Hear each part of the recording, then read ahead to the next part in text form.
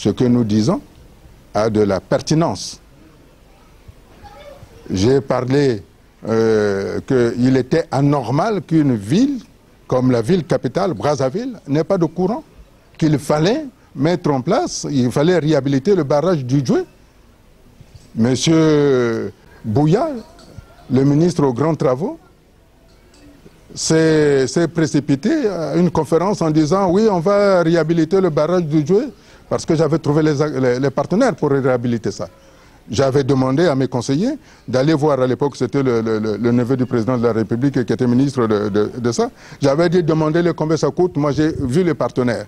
Et je leur ai dit je vais prendre le barrage du Djoué à la condition que ça soit moi qui le gère et puis je vais donner le courant dans la partie sud du Congo. Monsieur Bouya s'est précipité en disant on va donner l'argent là-dessus. Et j'avais même dit ceci. Je suis heureux que monsieur Bouya se rende compte qu'on a besoin de courant dans ce pays. Mais il ne faut pas qu'il le dise pour me couper l'herbe sous le pied. Il faut qu'il le fasse. Entre-temps, j'ai proposé, puisque c'est dans mon projet de gouvernement, puisque nous allons gouverner ce pays, j'avais dit qu'il fallait mettre. Le Congo avait besoin du barrage du Kwilu qui date depuis 1960 par le président Yolo. Un barrage qui aurait dû être construit par les Américains, la France et l'Allemagne.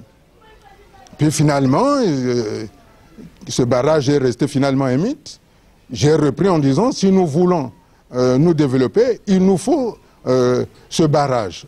Et vous savez, avant qu'on ne construise Inga, si le barrage du Kwilu était construit, on n'aurait pas eu Inga. C'est parce que le barrage du Kwilu n'avait pas été construit qu'ils ont construit Inga, mais qui ne répond plus aujourd'hui. Donc la réalité du barrage du Kwilu est patente. Et c'est à ce moment-là, j'ai entendu dire que lorsque le président devait aller en Russie, enfin en Union soviétique moderne, du 12 au 15, quand son ami, le président Poutine, lui a dit non, ne venez pas maintenant parce que je me suis blessé au dos à cause de... D'ailleurs, j'ai dit à ses amis, mais dites au président, Poutine c'est son ami, on regarde l'ami quand il est malade, donc il faut aller maintenant. Il devait amener son conseiller, je crois, M. Maxime Ganjon, que je connais très bien, pour aller vendre le projet du Kwilu en Russie à M. Poutine. Et j'ai entendu dire que le président disait ça pour contrer l'influence grandissante de la Chine ici. Donc c'est quand même de bonnes idées. Et vous avez entendu dire, si c'est une source fiable, il serait souhaitable qu'on le dise à nos téléspectateurs. Vous avez entendu dire? Oui, non, je n'ai pas entendu dire. Le président de la République devait se déplacer du 12 au 15 novembre pour la Russie. Son voyage a été reporté beaucoup plus tard, puisque je devais rentrer le 7. J'ai comme principe, quand je rentre, le président de la République doit être là parce que c'est lui le chef du village. Quand je dis, bon, je rentre le 7, j'ai appris par la voix de la presse internationale que le président Sassou Nguesso se déplaçait pour la Russie, l'Union soviétique moderne, du 12 au 15. J'ai donc reporté ma rentrée au Congo le 17. Et c'est à ce moment-là qu'il est parti en Russie. Mais pourtant, à vous entendre lors de votre conférence de presse, vous avez comme un peu fustigé ce voyage où vous avez dit que c'était un retour comme une source qui remonte, comme vous avez un cours d'eau qui remonte à la source. C'est-à-dire vous avez même parlé du retour au marxisme. Aujourd'hui, vous reconnaissez quand même que c'était un voyage pour les affaires. Vous savez très bien aujourd'hui. C'est vous qui avez parlé d'élection. Moi, je dis que c'est une tartufferie. Hein? On jouit de la comédie. Le Parlement qui a été mis en place par décret. C'est-à-dire? C'est le président qui a nommé tous les députés. Ceux qui n'étaient pas du PCT, vous les avez, on les a balayés.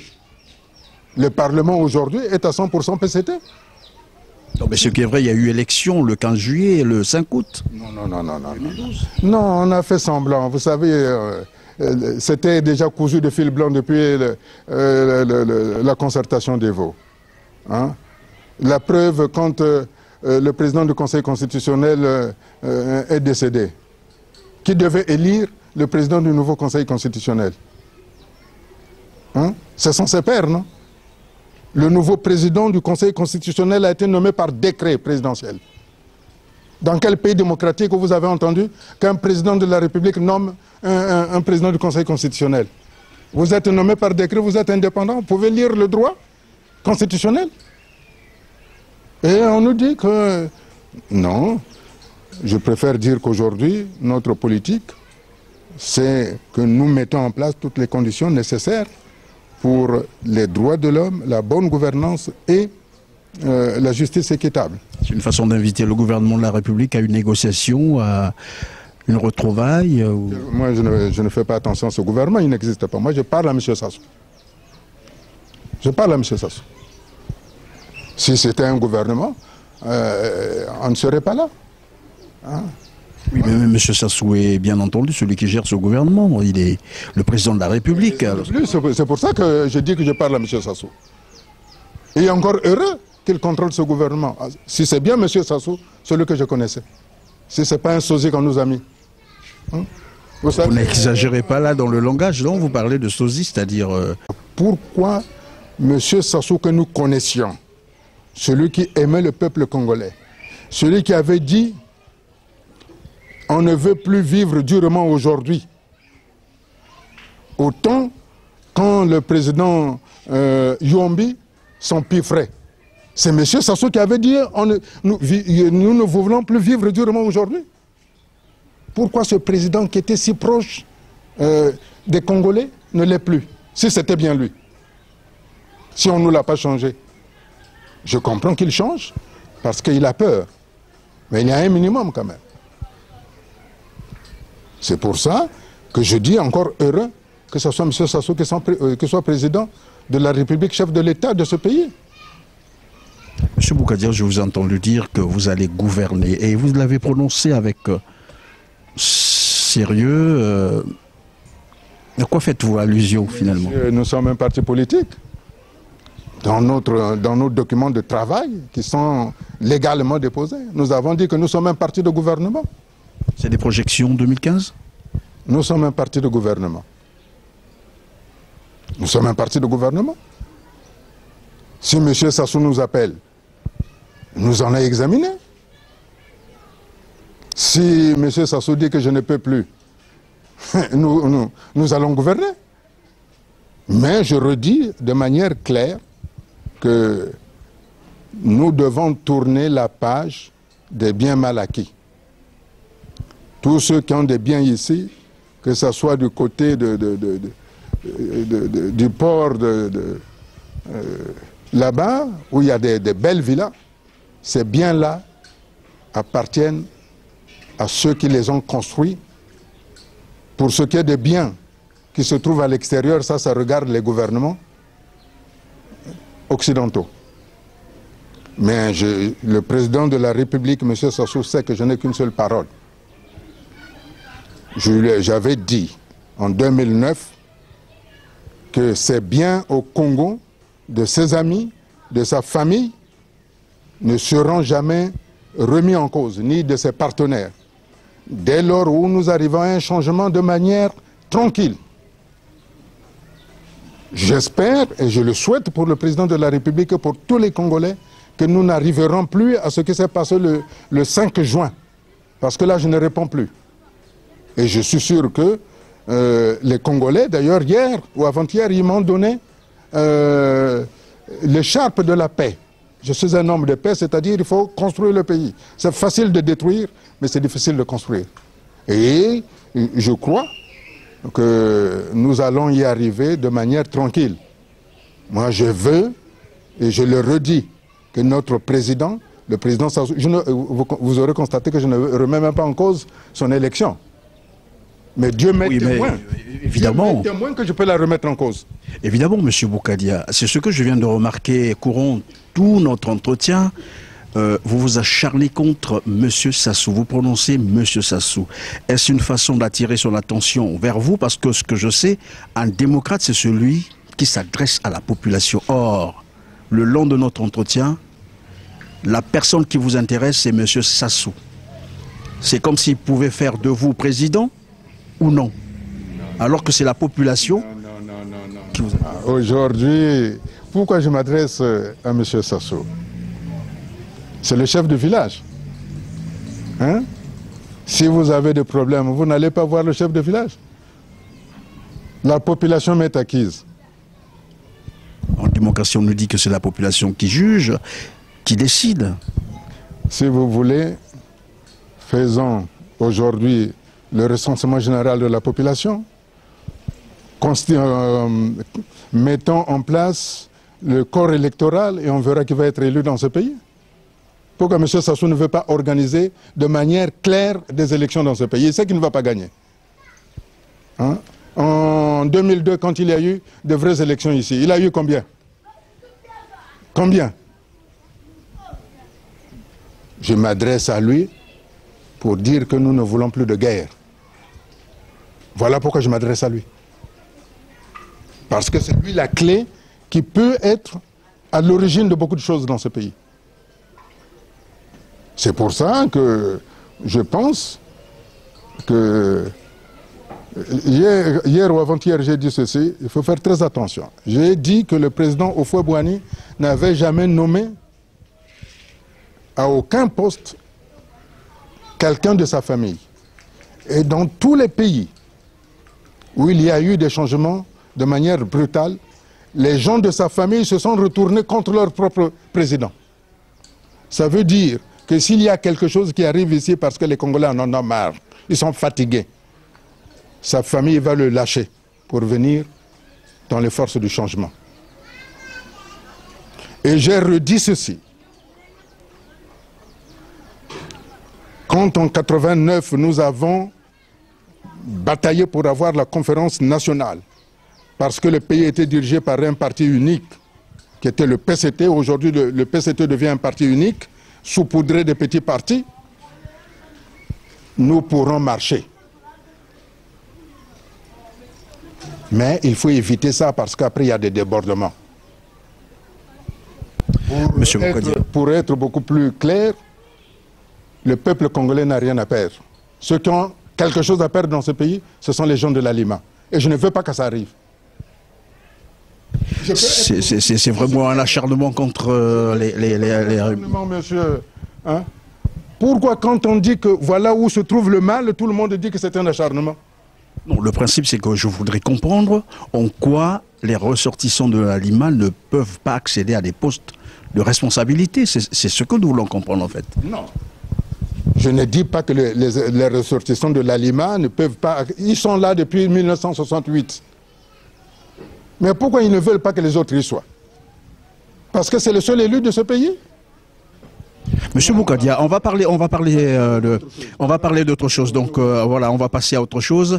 Et cette fois-ci, on va se focaliser notamment sur l'économie. Parce qu'évidemment, à un parti politique, vous avez dit, vous allez gouverner. C'est ce que j'ai entendu. Et en matière... Je ne le nie pas. Je le confirme. Évidemment, sur le plan économique, qu'est-ce que votre parti politique propose? Nous allons lancer... Pour sortir le Congo de... Nous allons relancer, nous allons mettre en place le marché intérieur, c'est-à-dire mettre à la disposition des partenaires économiques, les investisseurs, l'ensemble des dispositions indispensables pour qu'ils puissent créer de l'emploi. En faisant quoi exactement? Parce que la création de l'emploi, c'est tout le monde qui le dit. En faisant quoi exactement? Techniquement, qu'est-ce qu'on nous dit? Monsieur, j'ai dit tantôt que quand nous avons fait de production, le président Sassou les a pris. Et à un moment donné, j'ai beaucoup participé à une émission qui s'appelait « Une question pour comprendre ». Tout ce que j'ai dit à cette émission ont été vendus au président Sassou, mais ça a été mal vendu. Ce que je dis, oui, nous avons une projection pour que le Congo se sorte de ça. J'ai déjà dit qu'il nous faut investir dans la réalisation de notre barrage de Sounda. Nous allons lancer des grands investissements pour développer le port de Pointe-Noire, puisqu'aujourd'hui, le port de Pointe-Noire qui assurait beaucoup de trafic pour l'Angola, ainsi de suite. Maintenant, l'Angola aujourd'hui a construit un port au niveau de Cabinda. Ça veut dire qu'au niveau de Pointe-Noire, je crois qu'il va y avoir des gens qui ne vont pas avoir d'emploi, alors qu'on aurait pu développer tout ça. Et nous avons dit aussi qu'un pays ne se développe pas quand il n'y a pas de voie de communication, en particulier des chemins de fer. Mais en dehors de ça, il y a un certain nombre de choses que nous pouvons faire. Ce qui est important, c'est de donner les instruments techniques aux investisseurs pour qu'ils puissent s'investir. Mais le vrai problème qui mine l'Afrique et qui mine le Congo, c'est l'enrichissement outrancier. Il faut mettre fin à ça. Quand on ne va plus s'enrichir de manière outrancière, vous voyez que je prends la précaution pour ne pas dire les biens mal acquis, pour que les gens ne se sentent pas... Pourtant, vous l'avez dit. Je l'ai dit, mais je fais très attention, parce que je respecte quand même.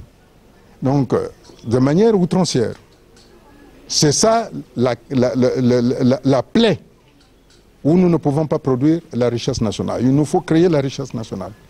Quand nous aurons créé la richesse nationale, et vous verrez que si les Congolais travaillent, messieurs, je peux vous dire que personne ne va s'occuper de la politique. Pourquoi tous ces jeunes-là font de la politique? Parce qu'ils n'ont rien. Au moins, en allant faire le griot, en allant danser, on lui donne 500 francs pour s'acheter une bière. Mais s'ils ont leur emploi avec un revenu, je ne parle pas de salaire, je dis un emploi avec revenu, mais vous verrez, les jeunes vont se mettre au travail. Vous vous rendez compte, imaginez, comme l'a dit M. François Hollande, en 2025, nous allons être 2 milliards d'habitants en Afrique. Ces 2 milliards-là se précipitent en Europe. Vous voyez ce que ça peut donner? Imaginez qu'on ne crée pas l'emploi ici. La pauvreté, ce que ça peut faire. Là-bas au Mali, au Nord Mali, qu'est-ce qui s'est passé? Il y a des groupes terroristes qui se sont installés à cause de quoi? À cause de la pauvreté. Qu'est-ce que vous dites ici que les groupes terroristes ne viennent pas, ils donnent de l'argent aux jeunes, ils les embrigadent? Mais écoutez, lorsque nous parlons de l'économie, c'est bizarre. Ce que je sais, c'est qu'il y a un grand projet qui a été lancé sur l'agriculture, et ce que je n'ai d'ailleurs pas entendu dans votre... Quel est le projet de l'agriculture? Vous avez des routes pour tout ça? Hein? C'est bien beau de parler, voilà, j'avais donné un exemple. Tout le monde a dit, dans le district de Boko, planter des mangues. Allant au Koyo là-bas, chez le secrétaire général du parti. Hein? Il y a du café là-bas, des caféiers. Ça pourrit. Les mangues à Boko, ça pourrit. C'est bien beau de lancer le programme. Mais si vous ne créez pas les structures pour commercialiser tout ça, non, monsieur, je crois qu'il nous faut avoir un plan directeur de l'investissement et de faire un projet cohérent de la mise en place de notre marché intérieur, de telle sorte que dans toutes les régions soient impliquées dans la création de la richesse nationale, il n'y aura aucun souci. Un individu, tout ce dont il a besoin, c'est avoir un salaire, avoir un revenu. Quand il a son revenu, il ne dira pas qu'il est Villey, qu'il est Bembe, qu'il est Mboshi, qu'il est de l'Alima, ainsi de suite, parce qu'il a son travail. Si dans l'Alima, là-bas, on crée des entreprises, vous verrez que tous les Ponténégrins iront là-bas. Donc M. Sassou n'a pas besoin de créer un gouvernement à 98%, comme s'il se recroquevillait. Vous insistez tellement sur ce gouvernement que, bon, mais moi, je voudrais qu'on parle un peu de ce que représente donc l'éducation, la santé dans votre programme, puisque vous allez gouverner. Monsieur, avant d'arriver à tout ça... Ce sont là les piliers du développement, non? L'éducation, la santé... Les gens doivent d'abord travailler. Les gens doivent d'abord travailler. Vous mettez les gens au travail, à l'éducation, quand ils n'ont rien à manger, vous pensez qu'ils vont faire des études? Pourquoi on complique les choses? Allons à l'essentiel. L'essentiel, c'est que les gens doivent d'abord travailler. Et puis, vous savez, prenons l'UTT. Comment on a créé l'UTT? On a créé l'usine de l'UTT. Et puis on a créé les écoles, et puis on a créé les dispensaires, et puis on a créé les PTT, et puis on a créé... Voilà. Mais pourquoi vous allez commencer par créer l'école primaire alors qu'il n'y a rien? Dans un pays, il y a des successions d'étapes. C'est d'abord créant l'entreprise, Quand on crée l'entreprise, on met les routes. Quand on met les routes, on met les dispensaires. Parce que les gens qui viendront travailler là, il faut qu'ils se soignent. Et puis quand les gens seront là, on met l'école primaire. Parce que les gens qui seront là, ils vont avoir des enfants. Et puis quand les gens qui seront là, ils vont envoyer du courrier. On met le courrier. Quand les gens qui seront là, ils vont devoir transférer de l'argent. On met la banque. Voilà. Non. Dans tous les cas, moi je croyais que ça commençait par l'école d'abord, éduquer, former, pour développer un pays. Or là, je vous entends, c'est comme si nous inversons la pyramide. Vous parlez d'abord de créer les structures. Vos enfants que vous allez mettre à l'école vont-ils vivre si vous ne travaillez pas? Ils vont aller... vous savez, je parlais des jeunes filles de 13 ans. Vous savez qui sont leurs amants? Ce sont les ministres. Hein, vous appelez ça les fieti-fieti. Mettons l'emploi. Hein? Je suis à Pointe-Noire là. Si vous allez... Il y a une boîte là. Hein? Il y a une boîte, je ne cite pas le nom. Vous allez là-bas, il y a toutes nos filles qui sont là-bas, qui sont âgées, parce que les gens aiment ça. Pourquoi elles vont là-bas, ces filles-là? Parce que les parents ne peuvent pas. Moi, je dis, mettons en place les emplois. Que les parents reprennent leur dimension de parents. Parlons... Ici, ce sont les enfants, quand elles viennent, elles sont là, et patati, patata, mais papa, tu viens d'où? Il sort l'argent, elle sort l'argent. Quelle est l'importance que peut avoir encore l'influence de papa? L'éducation, c'est dans la famille. L'instruction, c'est l'école. Commençons par mettre l'éducation en place. Et pour que les enfants respectent les parents, donnons la dignité aux parents. C'est-à-dire, donnons-leur du travail. Pour que les parents font leur travail de parents quand même. Pourquoi voulez-vous que je crée d'abord les écoles? Et les enfants, ils vont s'habiller avec quoi? Non, moi je mets d'abord... les entreprises, quand les entreprises sont là, eh ben je vais mettre les hôpitaux, je vais mettre les dispensaires, je vais mettre les écoles primaires, je vais mettre les routes, je vais mettre les PTT, je vais mettre les banques. De telle sorte que, avec ces routes-là, avec le chemin de fer, le poisson de mer de Pointe-Noire, dès 8 heures, s'il vient à 3 heures du matin, à 8 heures, il se trouve là-bas au Wando. Bien, ça, ce sont donc les projections 2015, parce que les élections sont en 2015. Alors, on va parler un peu de la vie internationale. C'est vous qui dites que vous allez gouverner. À ce que je sache, au Congo, la prise de pouvoir, c'est par les élections et par les urnes. On va parler de la vie internationale. Le président de la République s'est impliqué dans la résolution du conflit au Nord Kivu. Quelle a été votre appréciation de cette action? Je suis très heureux parce que et il fait bien. Il fait bien d'aller là-bas pour éteindre le feu, mais